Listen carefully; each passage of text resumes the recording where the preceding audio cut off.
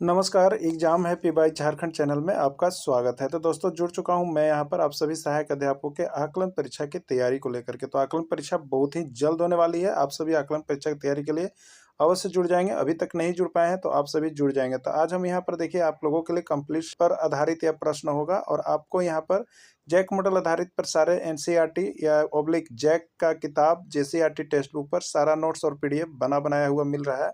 आप सभी यहाँ से अभी के अभी परचेज करके जरूर पढ़ लेंगे। सारे सब्जेक्ट का नोट्स आपको सब्जेक्ट वाइज जो है 30 रुपये में परचेज कर सकते हैं यहाँ से, चाहे जिस सब्जेक्ट का आपको जेसीईआरटी टेक्स्ट बुक का नोट्स चाहिए, क्योंकि जैक ने स्पष्ट कर दिया है कि पाठ्यक्रम पर आधारित सारे प्रश्न ही आपको पूछे जाएंगे। तो आप पाठ्यक्रम जो आपकी टेक्स्ट बुक चलती है उस पर आधारित सारे नोट्स हाथ से लिखा हुआ बन गया है। आप यहाँ से जरूर परचेज कर लेंगे तो 30 रुपीज़ में आप खरीद सकते हैं और यहाँ से पढ़ सकते हैं। और सारे महत्वपूर्ण वैसे ही प्रश्नों को केवल आप देख सकते हैं जो आपके आकलन एग्जाम में आने वाले हैं और 351 रुपये में पूरी क्लासेज कर सकते हैं। एक पंक्ति में कुल 40 व्यक्ति हैं। उस पंक्ति में शिला का स्थान बाएं से 15वां है, तो दाएं से शिला का स्थान बताइए। देखिए, अगर एक ही व्यक्ति है तब उसका सूत्र आपको हम बता दिए, शिले है, बाएं से भी शिला है और दाएं से भी शिला है, तो शिला का स्थान दाएं से बताना है और कुल दिया हुआ है। तो आपको सूत्र बताए थे, याद है?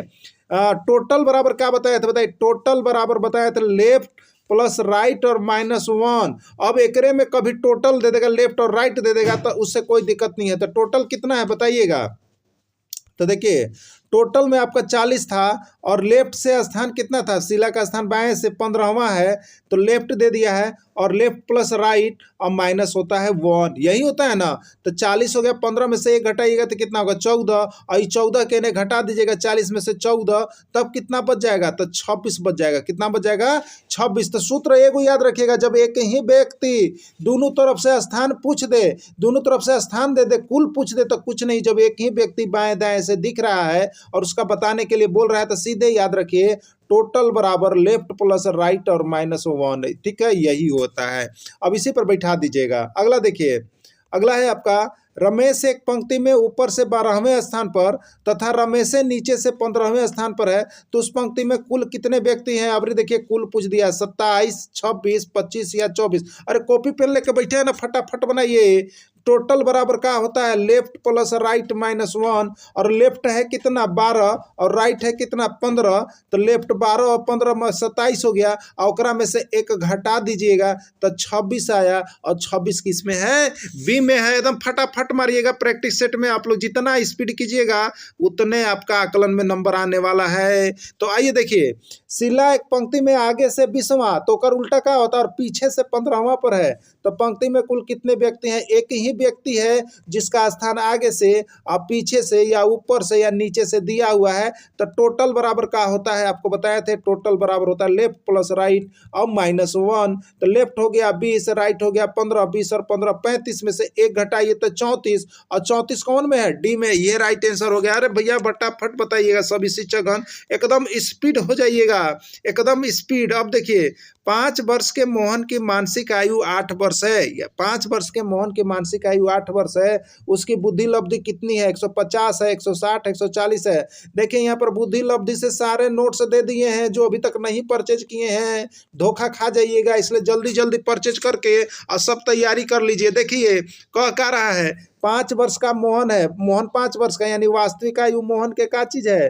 5 वर्ष है। ठीक है, और यहाँ पर उसकी मानसिक आयु 8 वर्ष, लेकिन 8 वर्ष के जैसा उसका मानसिक आयु काम कर रहा है, तो उसकी बुद्धि लब्धि कितनी है? आपको सूत्र बताया था। देखिए, अब बुद्धि लब्धि बराबर होता है मानसिक आयु बट्टे वास्तविक आयु इंटू 100। एकदम याद रखिएगा। ठीक है, तो मानसिक आयु कितना है बच्चा के? बताइए। है बच्चा 5 साल के, लेकिन उसका मानसिक आयु काम कर रहा है 8 साल के। तो मानसिक आयु बट्टे वास्तविक आयु, वास्तविक आयु में मोहन 5 साल के है, और इंटू में हो गया 100, और 5 विषय के हो गया 100 और 8 विषय के हो गया 160। अरे भैया 160 है इसका बुद्धि लब्धि। ऐसा एक व्यक्ति होता है, 100 में एक व्यक्ति होता है, 0.5% ऐसा बच्चा मिलता है जहाँ होता है। ठीक है, एक बच्चा जिसकी बुद्धि लब्धि 110 से अधिक है, वह किस प्रकार का बच्चा है? प्रतिभाशाली, प्रखर, तीव्र या सामान्य बुद्धि। ठीक है, तो ये जो होगा, देखिए, अगर 110 से तक रहता तो सामान्य बुद्धि होता है, 110 से अधिक चल गया तो ये तीव्र बुद्धि में जाएगा। किस में जाएगा? तीव्र बुद्धि में चला जाएगा। एक बच्चा जिसकी बुद्धि लब्धि 100 है, वह किस प्रकार का बच्चा है? एक बच्चा जिसकी बुद्धि लब्धि 100 है, वह किस प्रकार का बच्चा है? प्रतिभाशाली, प्रखर, तीव्र या सामान्य। ठीक है, तो एक बच्चा जिसकी बुद्धि लब्धि 100 है, वह किस प्रकार का बच्चा होगा? प्रतिभाशाली होगा, प्रखर बुद्धि का होगा या तीव्र बुद्धि का होगा। ठीक है, तो देखिए एक बच्चा जो जिसकी बुद्धि लब्धि 100 है, वह बच्चा जो है यहाँ पर सामान्य बुद्धि का होगा। किस बुद्धि का होगा? सामान्य बुद्धि का होगा। अब बुद्धि लब्धि के सब दे दिए, एकदम नोट्स खरीदिए ना, पढ़िए ना, देखिए ना कितना अच्छा नंबर आता है। तो आप लोग नहीं खरीद रहे हैं, लेकिन बहुत लोग यहाँ पर जुड़ रहे हैं, आप लोग भी जुड़ जाइए। जिसको नया वीडियो मिला है वो तो एकदम यहाँ पर देखिए पाठ्यक्रम पर आधारित प्रश्न हम दे रहे हैं, जरूर जुड़ जाइएगा, क्योंकि इतने कम राशि में इतना अच्छा नोट्स मिलना बहुत मुश्किल है। और आपको हम तैयारी भी करवा रहे हैं, बात करो की सुविधा दिए हैं। एक बच्चा जिसकी बुद्धि लब्धि 90 है, वह किस प्रकार का बच्चा है? प्रतिभाशाली है, प्रखर है, मंद बुद्धि है या सामान्य बुद्धि है। तो देखिए 90 से अधिक जो होता है वो मंद बुद्धि का हो जाता है। ठीक है, अगला है देखिए, जिस स्थान पर अस्थियां मतलब हड्डियां एक दूसरे से जुड़ी होती है क्या कहलाती है? अस्थि, संकीर्ण, संधि या कोई नहीं। तो जिस स्थान पर अस्थियां एक दूसरे से जुड़ी होती है उससे हम लोग यहाँ पर क्या कह लेते हैं? तो उससे कहते हैं संधि, उसको कहते हैं ज्वाइंट। ठीक है, अगला देखिएगा, एक वयस्क व्यक्ति में कुल कितनी हड्डियां होती है? 205, 206, 207 या 208? मारिए फटाक से, कौन में होगा? तो 206। ठीक है, अब देखिएगा हमारे शरीर के सबसे बड़ी हड्डी कौन होती है? बताइए जल्दी। स्टेप, फीमर, अंगुली या कोई नहीं? तो फीमर, इसको जांघ की हड्डी, ठीक है ना, जांघ की हड्डी फीमर होता है। अब देखिएगा, मनिका अपने आयताकार खेत के चारों ओर समान गति से घूमती है। वह पश्चिम की ओर देखकर चलना शुरू करती है, फिर 45 डिग्री अपनी दाहिनी ओर मुड़कर वह 500 मीटर चलती है। अब वह किस दिशा का सामना कर रही है? उत्तर पश्चिम, उत्तर पूर्व, दक्षिण पूर्व या दक्षिण पश्चिम? आइए देखिए, इसको दिखाते हैं। यहाँ पर देखिए बनाया हुआ है, मनिका है। ठीक है, यहाँ ये उत्तर होता है, ये दक्षिण होता है, ये पूरब होता है और ये पश्चिम होता है। तो पश्चिम की ओर है। अब उसके बाद 45 डिग्री, देखिए उत्तर और ये पश्चिम के बीच में कितना डिग्री का कोण बना है? इस समकोण है 90 डिग्री, लेकिन ये 45 डिग्री चलते, तो 45 डिग्री अगर बिचुए में ना आएगा, आधा आधा कटेगा तब ना बिचुआ में आएगा। और दाहिने ओर चलती है, एने चलेगी तो बायां होगा, एने चलेगा तो दाहिना, तो एने जाती है 500 मीटर। ठीक है, तो अब वो जो है किस दिशा में है? तो देखिए यहाँ पर मनिका आ गई, ये किस दिशा में हो रहा है? उत्तर और पश्चिम दिशा के बीच में या पश्चिम और उत्तर दिशा के बीच में, ये ना होगा, तो वह उत्तर पश्चिम दिशा में है। ठीक है, चलिए, रमेश अपने घर से पूरब दिशा की ओर मुंह करके खड़ा है। वह दक्षिणावर्त 90 डिग्री घूमता है, अब वामावर्त 180 डिग्री घूमता है। अब वह किस दिशा में है? दक्षिण, पूरब, पश्चिम, उत्तर। देखिए सबसे पहले यहाँ देखिए जगह है, ये आ गया। ठीक है, ये उत्तर पश्चिम पूर्व पश्चिम जान गया, इधर गया तो इसके बीच में 90, तो ये पहले 90 डिग्री दक्षिणावर्त आया, 90 डिग्री आया ना। अब फिर यहाँ के बाद वामावर्त मैंने बाएं से ही चलना शुरू किया, फिर यहाँ से 180 डिग्री, 180 डिग्री कहाँ आएगा? यहाँ सीधी रेखा पर 180 डिग्री बनता है ना, 180 डिग्री। तो वह किस दिशा में पहुंच गया बताइए? तो ये कौन सा दिशा पड़ रहा है आपको? तो ये दिशा आपका पड़ रहा है, कौन है? उत्तर है। ठीक है, तो उत्तर इसका राइट आंसर हो जाएगा। ठीक है, उत्तर इसका राइट आंसर हो जाएगा। ठीक है, अगला देखिएगा, किसी भी वस्तुओं को चुनने, छांटने, अलग पर करने की प्रक्रिया को क्या कहते हैं? पृथक्करण, विरिक्करण, घुलनशील या सरलीकरण। तो किसी भी वस्तुओं को चुनने, छांटने या अलग हम करते हैं तो उस प्रक्रिया को हम लोग कहते हैं, देखिए पृथक्करण। क्या कहते हैं? पृथक्करण के नाम से जानते हैं। सब का नोट्स और वीडियो दे दिया गया है, सिर्फ हम शाम को आपको प्रैक्टिस करवा रहे हैं कि आप कितना सही कर पा रहे हैं। इसलिए प्रैक्टिस में कोई भी शिक्षक बंधु एब्सेंट नहीं रहेंगे।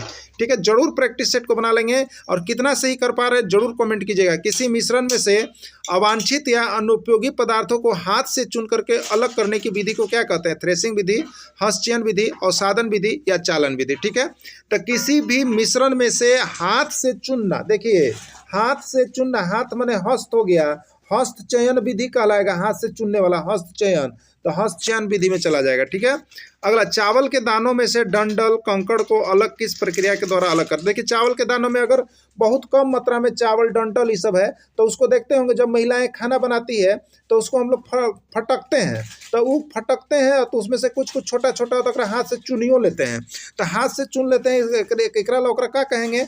हस्तचयन विधि कहेंगे। क्या कहेंगे उसको? हस्तचयन विधि, इसको हम लोग कह लेंगे। ठीक है, हस्तचयन विधि होता है। अब देखिएगा यहाँ पर डिसलेक्सिया किससे संबंधित है? देखिए बार बार प्रश्न आता है, इसलिए हम भी आप लोगों को लेकर आते हैं। तो बोले थे एक बच्चा लक्ष्य को लुक्स पढ़ रहा है, तो बताइए पढ़ने में ना कठिनाई हो रहा है, तो लक्ष्य से लक्ष्या याद रखिएगा, लक्ष्य से लेक्सिया, तो लेक्सिया मैंने पढ़ने में ना गलती कर रहा था, तो ये पठन विकार में जाएगा। लक्ष्य से लक्ष्या रखिएगा और ये पठन विकार में चला जाएगा, एकदम पठन विकार याद रखिएगा। ठीक है, चलिए अगला देखिएगा, एलेक्सिया किससे संबंधित है? एलेक्सिया मानसिक विकार, गणितीय भाषा विकार या पठन विकार। तो आपको हम बताएं एलेक्सिया से जुड़ल कोई भी चीज है सीधे पठन विकार में मार दीजिएगा, ठीक है। राम सा को वाज पढ़ रहा है, सा को वाज पढ़ रहा है, तो वो किस रोग से ग्रसित है? देखिए पढ़ना ही मैंने गलती कर रहा है, सा को वाज पढ़ पा रहा है, एने से पढ़ दे रहा है, तो पढ़ने में गलती किया मैंने पठन विकार, और पठन विकार मैंने लक्स साबुन से जुड़ल है तो लैक्सिया होगा, तो डिसलैक्सिया होगा। क्या होगा? डिसलैक्सिया ना, क्या हो जाएगा? डिसलैक्सिया। अगला है जो पदार्थ पानी में घुल जाते हैं उन्हें क्या कहते हैं? जल में घुलनशील, गैस में घुलनशील, वसा में घुलनशील या कोई नहीं। तो जो पदार्थ पानी में घुलेगा मतलब जल में घुलेगा तो ओकरा हम कहेंगे जल में घुलनशील। क्या कहेंगे? जल में घुलनशील। जो पदार्थ जल में नहीं घुलता है उसको क्या कहते हैं? जल में घुलनशील, जल में अघुलनशील, वसा में घुलनशील या कोई नहीं। तो जो पदार्थ जल में नहीं घुलता है उसको हम लोग कहते हैं जल में अघुलनशील। क्या कहते हैं? जल में अघुलनशील। नमक किस में घुल जाता है आपको बताना है। नमक किस में घुल जाता है? तेल में, वसा में, जल में या कोई नहीं, ठीक है। तो देखिए नमक जो है वो किस में घुल जाता है? तो नमक आपको जल में एकदम घुल जाता है, इसलिए जल में घुलनशील है। अगला है मिट्टी का तेल किस में घुलनशील है? आप लोग कहते होंगे कि बड़ा फर्जरी करता है पेट्रोल टंकिया वाला ना, क्या करता है भाई? तो मिट्टी के तेल मिला देता है पेट्रोल में। सुने हैं कि ना सुने हैं? बहुत बार सुने हैं। तो अब आपको पता चल गया होगा कि मिट्टी के तेल ओकरा में घुलनशील है तबे तो मिलाता है, और नहीं घुलता तो थोड़े मिलाता, उसमें सरसों का तेल ना मिलाता। तो देखिए मिट्टी का तेल जल में घुलनशील है ना। मिट्टी का तेल जो है किस में घुलनशील है? पेट्रोल में। किस में घुलनशील है? पेट्रोल में। तब पेट्रोल में सब मिट्टी के तेल मिला के अब बेच दे रहा है, बेच रहा है ना। अगला, जल में घुलने वाली सबसे महत्वपूर्ण गैस कौन सी है? जल में घुलने वाली सबसे महत्वपूर्ण गैस ऑक्सीजन, नाइट्रोजन, कार्बन या कोई नहीं। तो देखिए मछली जो अपना श्वास लेती है वो फेफड़ा से, गिल्स से जो लेती है, तो वो क्या होता है? तो जल में घुली हुई ऑक्सीजन है। तब जलीय जीव जंतु जो होते हैं जल में घुली हुई ऑक्सीजन रहती है तभी तो वो श्वास ले पाते हैं ना। तो जल में घुलनशील सबसे महत्वपूर्ण अगर कोई गैस है तो आपका ऑक्सीजन है। वो आपका कौन सा चीज है? ऑक्सीजन है।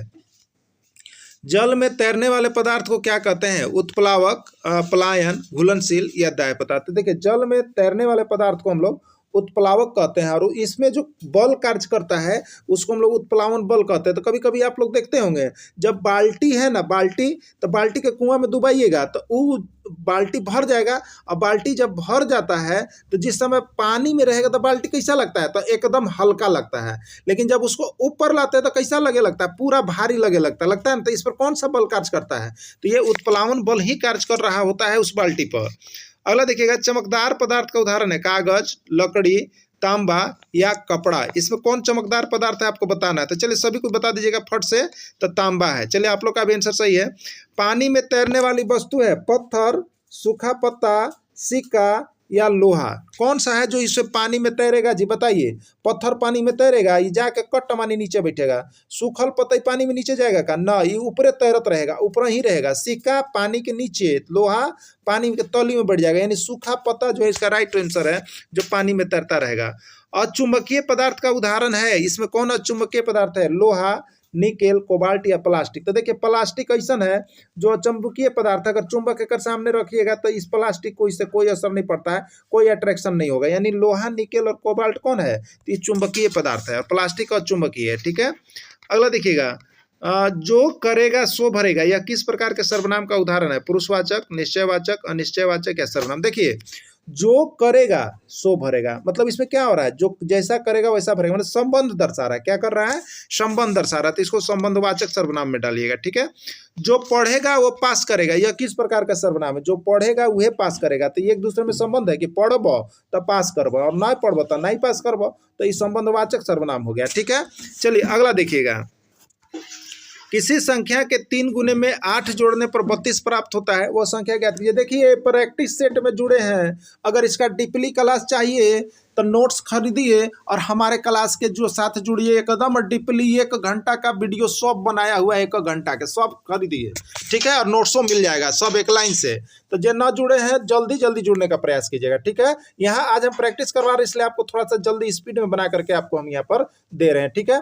किसी संख्या के 3 गुने में 8 जोड़ने पर 32 प्राप्त होता है, वो संख्या ज्ञात कीजिए। किसी संख्या कौन होता है? x होता है, उसका 3 गुना मतलब 3 गुना में 8 जोड़िए तो 8 जोड़े तो कितना प्राप्त हुआ? 32, तो उस संख्या में बताइए ना। तो सीधे एकरा ले जाइए ना इधर, तो कितना हो गया 3x, इधर प्लस के इधर लेगा तो माइनस, अब 32 में से 8 घटाएं तो हो गया 24। अब यही काटिए, 3 एकम 3 और 3 अट्ठे के 24, जब गुना में एने एने दोनों तरफ हो तो ऊपर ही काटिए। ऐसा ना कीजिए कि 1 से बराबर 24 और 3, इतना लंबा बनाइएगा ना तो सब क्वेश्चन में छूट जाएगा, इसलिए छोड़ना नहीं ना है। तो जल्दी जल्दी अब प्रैक्टिस में जुड़िएगा। तो 3 अट्ठे 24, तो आंसर क्या हो जाएगा 8 हो रहा है। ठीक है, 8 हो रहा है। चलिए अगला देखिएगा, किसी संख्या के 2/3 में से 5/2 घटाने पर 3/2 प्राप्त होता है, वो संख्या बताइए। बताइए जल्दी बताइएगा। किसी संख्या के 2/3, तो x गुने 2/3 में 5/2 घटाने माइनस कर दीजिएगा, -5/2 बराबर क्या होता है 3/2। क्या करेंगे बताइए ना। तो 2x/3 हो गया, अब बराबर में इसको यहाँ तो माइनस था तो क्या हो गया प्लस हो गया, यानी 3/2, अब प्लस से हो गया 5/2। तो कितना हो जाएगा 2 के एलसीएम कितना हो जाएगा बताइए, 2 होगा ना, और 3 और 5 कितना हो जाएगा, 3 और 5 8 हो जाएगा। हो जाएगा कि ना हो जाएगा, 3 और 5 8, 8/2 यानी 4 बच गया। तो कितना बचा, तो 2x/3 बराबर कितना आ गया बताइए, 2x/3 बराबर 4 ना आ रहा है। तो तीन अब ऊपर ऊपर कट गया, ऊपर ऊपर 2 से, तो 2 दूनी 4, और नीचे से n गया, तो x बराबर क्या हो गया 6, यानी 6 एक आंसर होगा। ठीक है, आप लोग जल्दी में बनाए होंगे तो देख लीजिएगा क्या आंसर आ रहा है। अब देखिए 3 2 6 5 8 7, 3 2 5 8, 3 6 5 8, इस तरह का एक सीरीज बनाया हुआ है। ऐसे कितने 5 है जिनके ठीक पहले 6 और ठीक बाद में 8 है। आपको देखिए ध्यान दीजिएगा, क्या करना है आपसे, क्या बोला जा रहा है, इसको पहले सीरीज बनाइए। श्रृंखला में ऐसे कितने 5 है, तो ऐसे कितने 5 है, ठीक है, जिनके ठीक पहले मने एन ए, अब बाद मने एन ए। ठीक है, तो जिनके ठीक पहले, तो जिनके ठीक पहले 5 6, तो जिनके ठीक पहले 6 और ठीक बाद में 8, तो ठीक बाद में 8 है। ऐसा कितना सीरीज है, यानी 658 कितना जगह लिखा हुआ है आपको चुनना है। ठीक है, तो 658 शुरू से देखना चालू कीजिए। 3 2 6 5 8, 658 एगो, फिर देखिएगा 3 2 5 8, 658 लेना है। कितना लेना है 658, देखिए इसमें भी 658 है। अब कहीं है 658 तो नहीं नजर आ रहा है, तो 2 को ऐसा सीरीज था इसमें जिसमें इस शर्त को पूरा कर रहा था। तो आंसर इसका कितना हो जाएगा 2 हो जाएगा। कितना हो जाएगा 2 हो जाएगा। ठीक है, चलिए अगला देखिएगा, 10x + 25xy का गुणनखंड ज्ञात कीजिए। 10x + 25xy का गुणनखंड ज्ञात कीजिए। 2 5x + y, 5 2x + 5xy, 5x 2 + 5y, कोई नहीं। चलिए 10x को आप क्या लिख सकते हैं, तो 2 गुने 5 गुने x लिख सकते हैं ना। अब 25 को क्या लिख सकते हैं, 5 गुने 5 गुने x गुने y। काम मिल रहा है दोनों में, तो देखिए दोनों में मिल रहा है, इहो में 5 और इहो में 5, तो 5 अलगे ले लीजिए। अब दोनों में क्या मिला, देखिए एकरो में x और एकरो में x, तो x ले लीजिए। जो मिला ओकरा घर के बाहर, और जो न मिला ओकरा घर के अंदर रहना पड़ता है, जो जो मिल जाता है। तो यहाँ पर क्या हो गया, तो 2 बच गया। कितना बच गया 2, और इधर क्या बच गया x निकल ही गया, तो 5y बच गया, यानी 5x 2 + 5y होगा। और ये आंसर किस में है, सी में है, तो सी इसका राइट आंसर होगा। जल्दी जल्दी बनाइएगा। ठीक है, AB + A² B + AB² के गुणनखंड बताइए ना, क्या होगा। तो देखिए यहाँ पर कोई सूत्र पर ये काम नहीं कर रहा है, ये कॉमन सिस्टम पर काम कर रहा है। तो कॉमन सिस्टम में जो जो मिलता है उसको ले लीजिए। तो देखिए AB सभी में है, तुम ध्यान दीजिए, AB सब में है, तो AB हम ले लिए। तो पहलका में क्या बच गया A, इसमें A कै गो है 2 गो, और B एगो, तो एक गो ना A बचा, A भी तो निकल ही गया है, एगो A बचा। इसमें A एगो है, इसमें B 2 गो है, तब एगो A भी तो निकल ही गया है, तो A निकल गया तो B बचा, यानी AB 1 + A + B होगा। ठीक है, तो 1 + A + B, AB 1 + A + B लेते हैं, तो ये राइट आंसर आपका होता है। आप इसमें चल सकते हैं। ठीक है, चलिए अगला देखिएगा, 36A² B² C² भागे 4ABC का मान क्या होगा। कुछ नहीं करना है, देखिए 36 है ना, A² B² C², अब बट्टे कितना है 4ABC। A 2 गो है तो पावर में कटता है, तो एगो A बचा। ए B 2 गो है तो ए B कट गया तो B बचा। C यहाँ 2 गो है तो एगो C कट गया तो C बचा, और 4 C कटा 36 9 बार में, यानी 9 ABC होगा। तो इस तरह से आप लोग फटाफट बनाइएगा। तो 9 ABC किस में है, A में है, तो A इसका राइट आंसर हो गया आपका। देखिए नीचे जो नोट्स परचेज करते हैं उनका बनाया हुआ है, ठीक ना। अब देखिएगा यहाँ पर 9xy² z और भागा में 3xyz, 3 नीचे कर लीजिए, xy है 3xy है, तो 3 तिहाई के 9, 3 हो गया।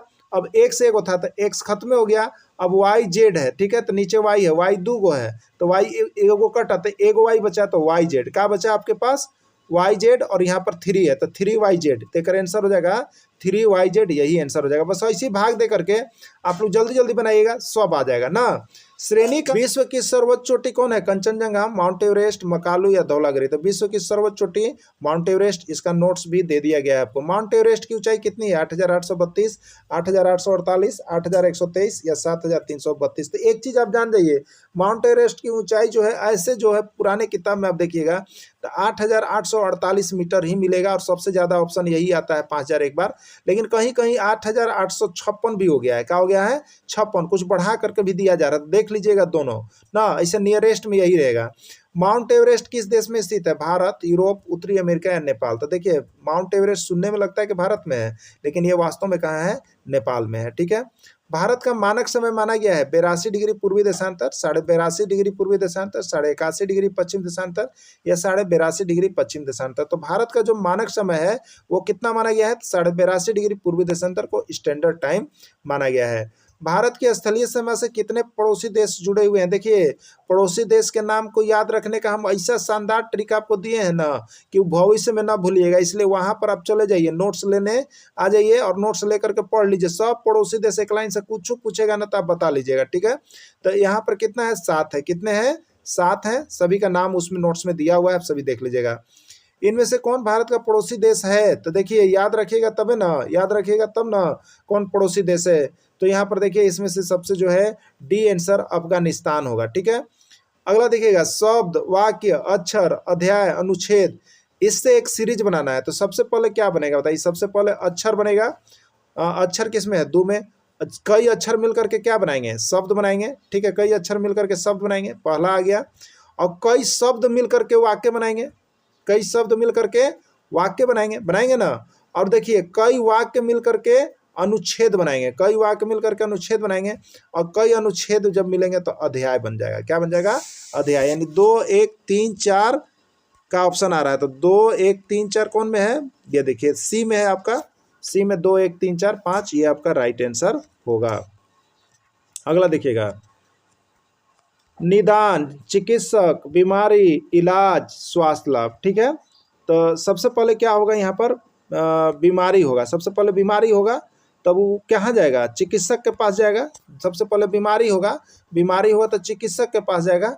चिकित्सक जब जाएंगे तो वहाँ पर निदान बताएंगे, निदान के बाद उसका इलाज शुरू होगा और जब इलाज हो जाएगा तो उसको स्वास्थ्य लाभ मिल जाएगा। तो देखिए ऐसी सीरीज बनाना रहता है रीजनिंग में। तो ये देखिए किसमें आपको मिल रहा है? ए में ये वाला मिल रहा है। ठीक है, सब नोट्स बनाया हुआ है, जो नोट्स परचेज किए हैं वो देख लीजिएगा। इनमें से कौन सा स्थल पाकिस्तान में है? हड़प्पा, मोहनजोदड़ो, लोथल, ए और बी दोनों। तो देखिए यहाँ पर जो पाकिस्तान में स्थल है वो आपका यहाँ पर ए और बी दोनों है। बृहत स्नानागार कहाँ पाया गया है? हड़प्पा, मोहनजोदड़ो, चान्होदड़ो, लोथल। देखिए 1001 बार आया है, जल्दी जल्दी आप लोग बताइएगा जो भी यहाँ पर तैयारी कर रहे हैं। तो इसमें क्या हो जाएगा आपका? मोहनजोदड़ो है। ठीक है, मोहनजोदड़ो का शाब्दिक अर्थ क्या है? 5001 बार। मृतकों का टीला, काले रंग की चूड़ियाँ, खाली डिब्बा या कोई नहीं। तो मोहनजोदड़ो का शाब्दिक अर्थ होता है देखिएगा मृतकों का टीला।